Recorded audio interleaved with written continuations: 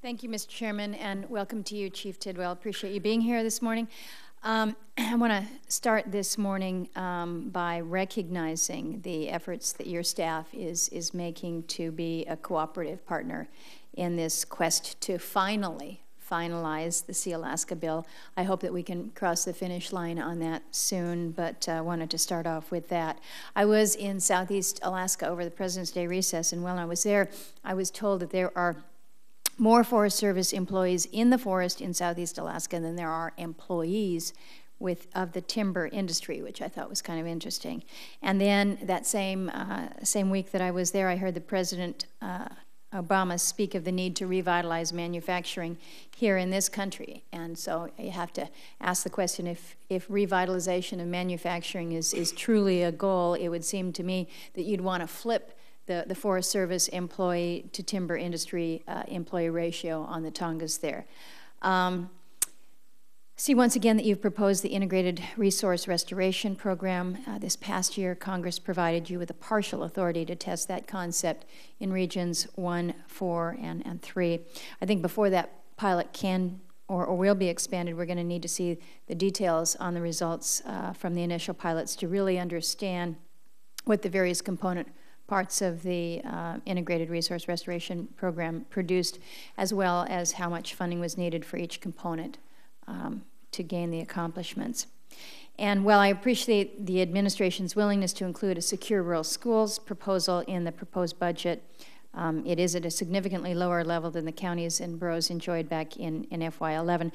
The proposal did not include any detail on how to pay for the recommended one-year extension. So I hope that the formal legislative proposal from your agency will be arriving soon with sufficient detail on which Forest Service programs you would prefer that the Interior Appropriations Committee target to pay for the extension of the program. I think it's critical that this detail be provided to avoid either across-the-board cuts or cuts to programs that might not reflect the agency's idea of what's in its best interest.